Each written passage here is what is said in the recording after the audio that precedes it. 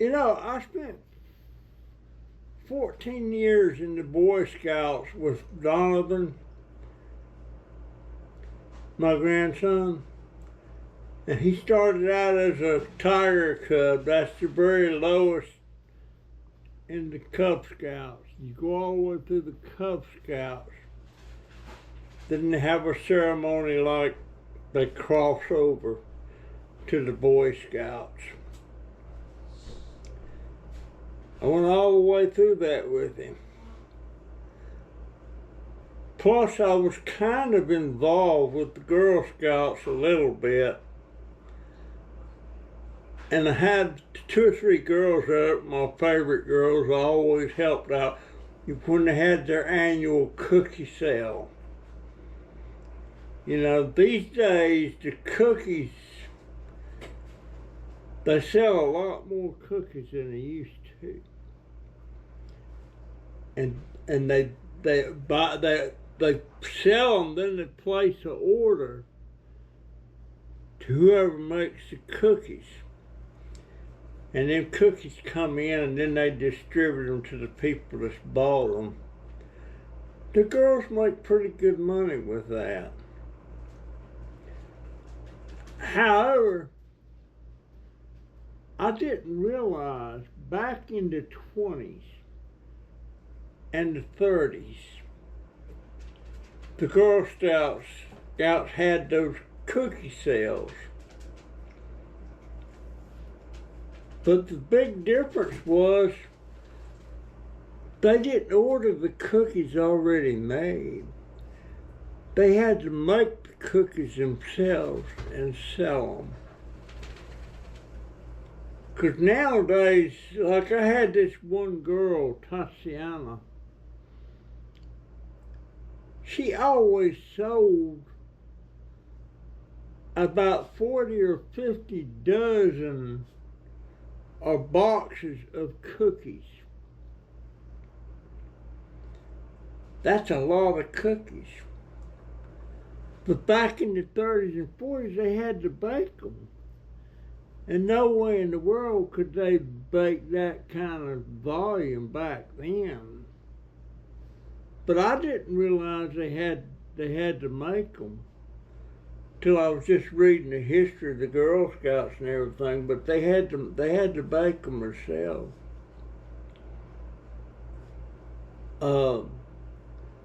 One year, there was this one girl, and I didn't know her, but her mama helped her. And she sold like 1,000 boxes of cookies. I'm not sure how many was in a box, but I'm pretty sure it was close to a dozen, something like that. And my favorite Girl Scout cookie was the trefoils. I love them things. But she sold like 1,000. And I forget what her reward was for selling that many cookies. But it seems that her mother worked at a factory. And there was a lot of people working in that factory, and they pretty much all of them was ordering a box of cookies. That's how she accomplished that. But there's a lot of things. I don't know now. Now they say that girls can join the Boy Scouts. I don't know why that ever. I think they can already do it. But that is a real crock of crap to do that.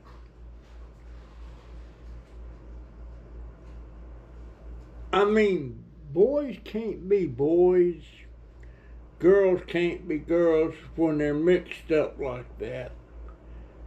And how do you handle that on campouts? Now, the Boy Scouts are pretty nice guys, pretty nice fellas. But let's face it, they're fellas. And girls are girls. Sooner or later, that's going to come back to kick them in the butt, I think. I don't know. But now I know, back when I had my own troop, 504, there was this one girl that kept coming to our Boy Scout meetings. And she was doing everything the boys was doing. She didn't get to go on campouts with us. But she was always coming there, and I used to say she's my favorite girl Boy Scout. 'Cause all the different things she did about getting merit badges and stuff, she wasn't getting merit badges, but she was doing what was required to get that merit badge. And she nailed it on every one of them. I don't know whatever happened to her. Oh, yes, I do remember. And it wasn't nice.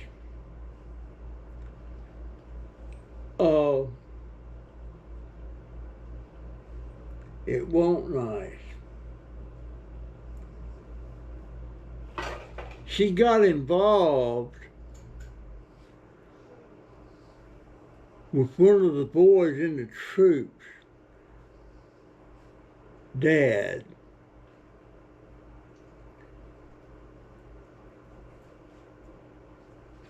And I think there's a big brouhaha about that. The dad was arrested. And the girl couldn't come to any more of the scout meetings. But I don't blame the girl so much as I blame the dad. He got booted out of the scouts.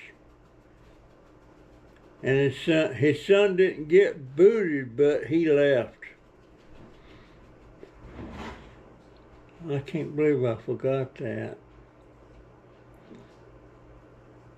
But I think the Scouts was a good thing. It was good for Donovan.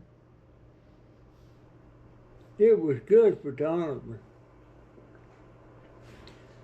There's a lot he did most of the stuff Boy Scouts do. There were some things in there he could not do or would not do. For instance, at one time when we went to Camp Rainy Mountain in Georgia, we went to this whitewater rafting river,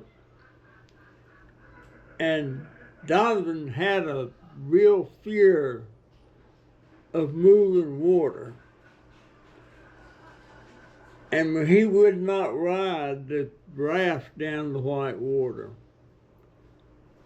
So I sit that out with him, and we sit out there on the river and we're taking pictures as they come by and stuff. But I don't know if he'd be that way or not now. He might be. But I remember back when he was 9, 10 years old, he was going to this therapy session once a week at University of Florida's hospital. And they would put him on a platform that kind of swung just a little bit. And they'd throw him this ball. He had to catch the ball, and then he had to throw it back to teach him about balance and movement and stuff. There's a lot of things he's done. There's a lot of things he'll do now that he wouldn't do back then.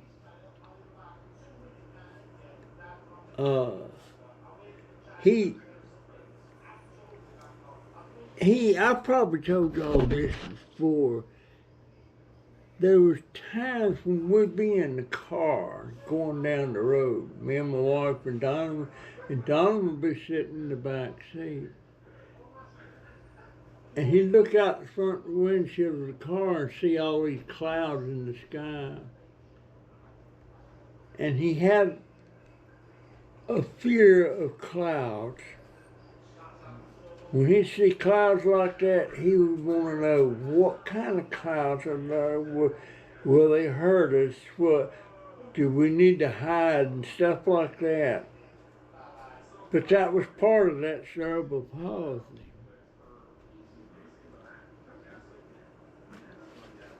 But I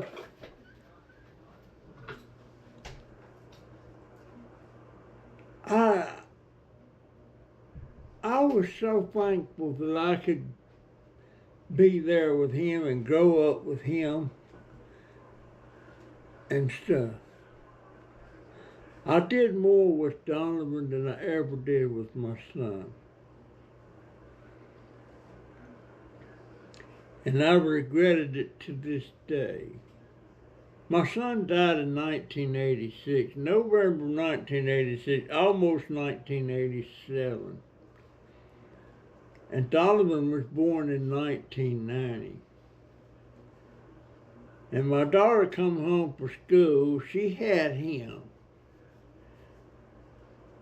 And then she went back to school and left Donovan with us.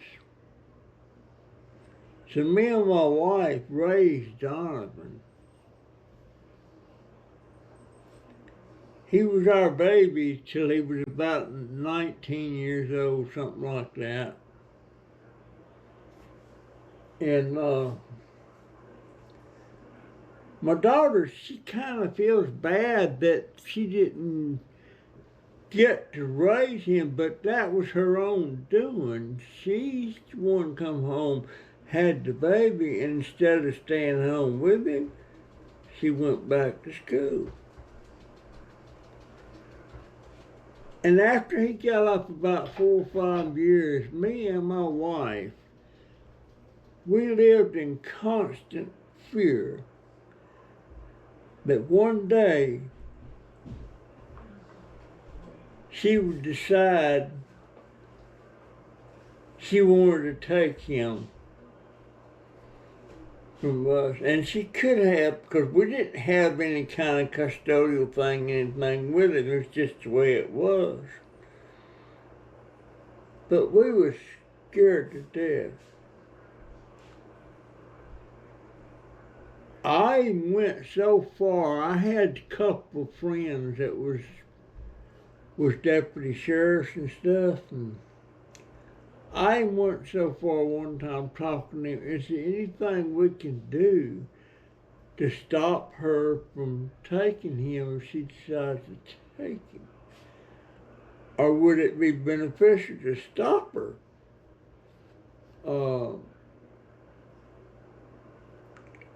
And they went to somebody in DCF and talked to them about it and said if we didn't have custody of him, she could take him anytime she wanted to.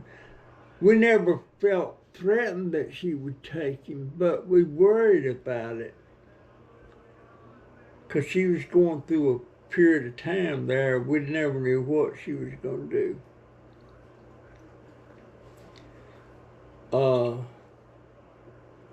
But it sure worried us.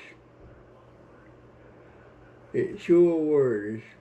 Did not want to lose that baby.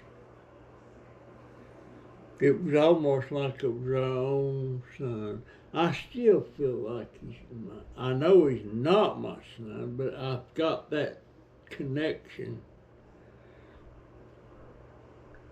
And I mean, nowadays, like this morning, he come in here and changed the bandage on my leg, where I had that blister at.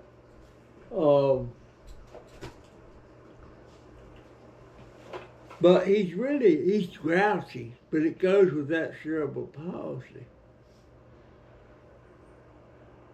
But I just take that with a grain of salt. I mean, he treats me the same as he treats his mama, and he loves his mama. He loves his mama. I would say he's closer now to his mother than he is me.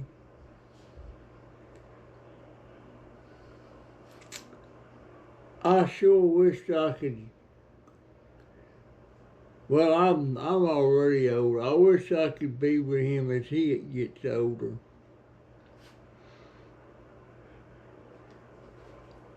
I wish I had something to leave him. I don't know. You know, Donovan used to be on disability, and one day he just decided he was sick of just sitting around drawing disability, and he wondered if he could get a job and work a job. And he applied to Walmart where his mama works. And they hired him, knowing full well that he has cerebral palsy.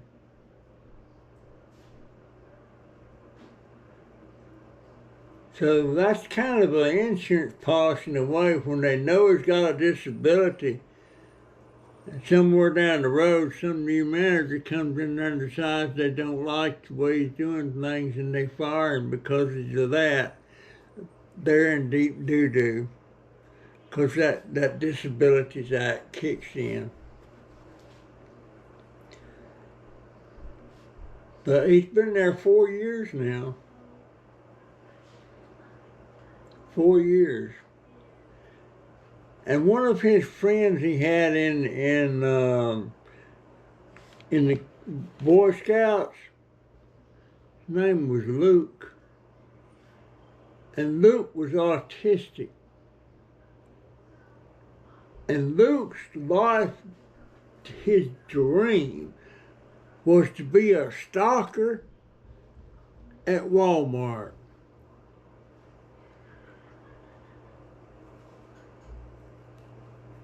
And now Donovan's a stocker at Walmart, and Luke works at FedEx loading trucks.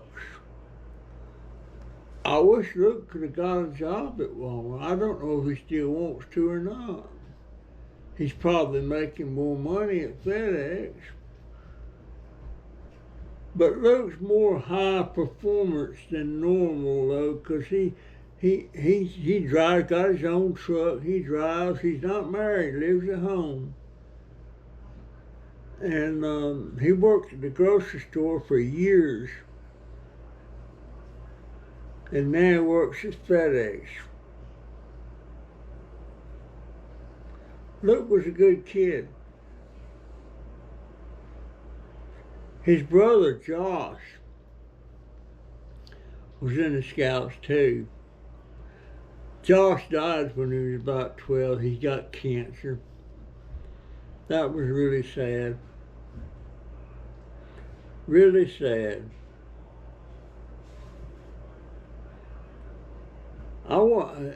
He sang a song and they played it at his funeral.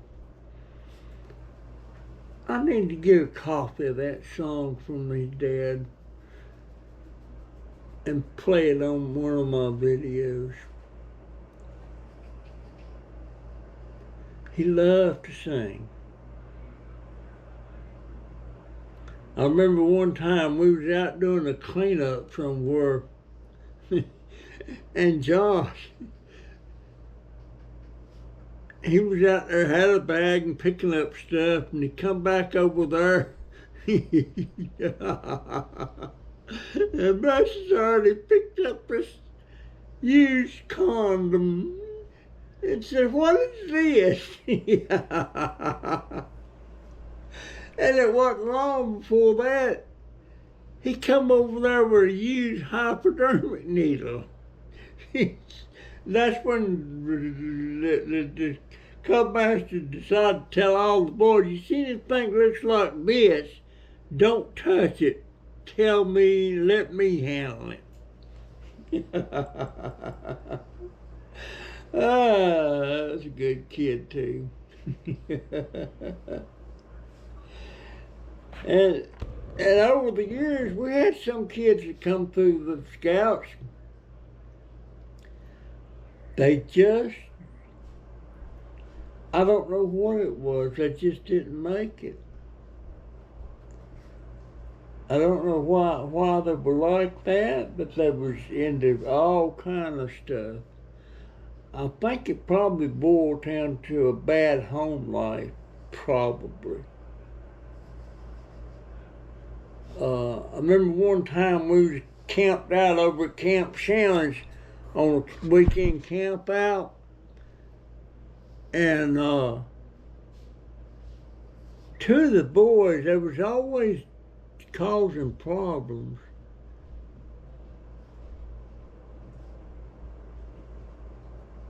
And they went out in the woods, and they knew what they were looking for. It was a type of mushroom that they get high on. And they was bringing it back to the camp and trying to get the other boys to try it. We caught that in the bud and immediately called their parents. Come get your boys. Come get your boys. And kicked them out of Scouts too. I don't know if that was the right thing. I think it was. But some of them mushrooms can be deadly.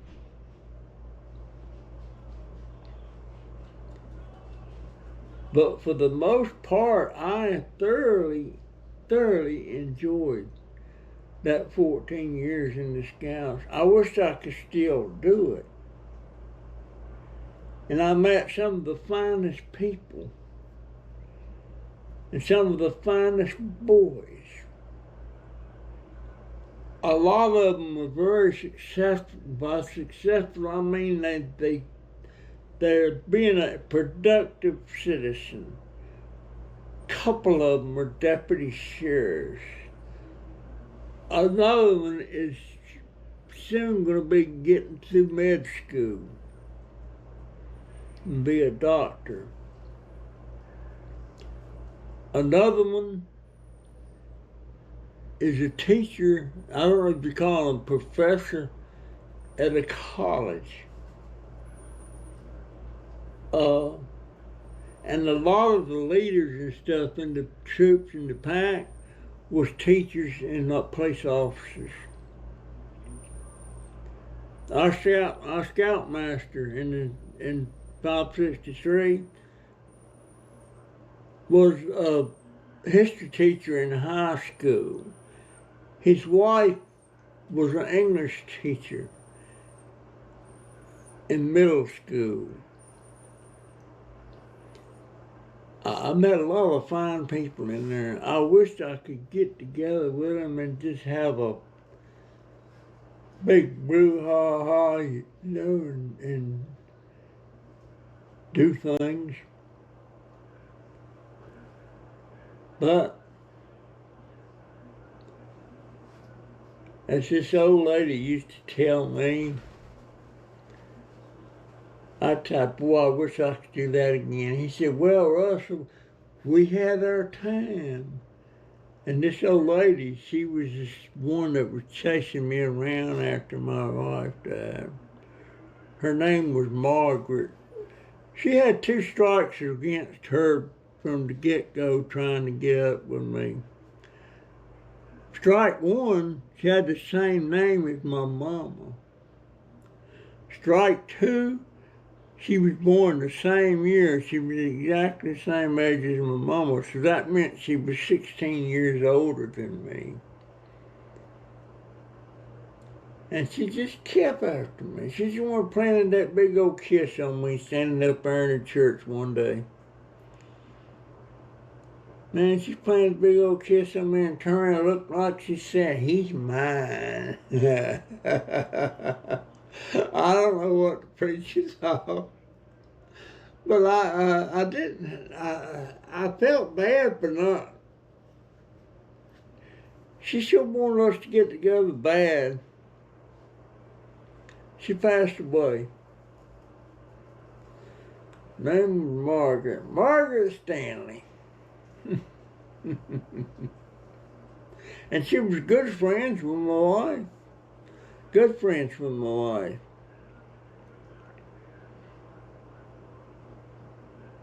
And I was always helping her in the church and stuff, you know, and everything. I was helping my wife on one arm and Margaret on the other arm. She was a nice lady. She was a nice lady.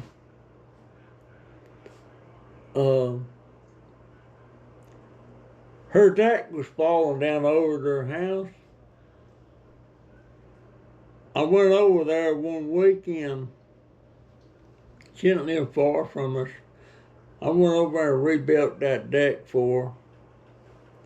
Went and got all new wood and everything. She paid for it, but I rebuilt that deck for her. I wonder who lives in that house now. I guess the son got the house. The son's name was Randall. And that wasn't a natural son. That was he was adopted. He was adopted. But I like Margaret. And she liked my wife. Anyhow, I guess that's it for now. That's my story. I'm sticking to it. And I'll see you in the next one. See ya. I keep reaching, turning. I'm on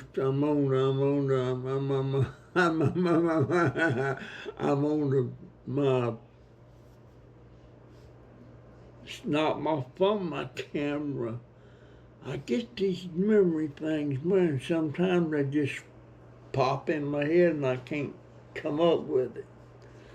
But anyhow, see ya.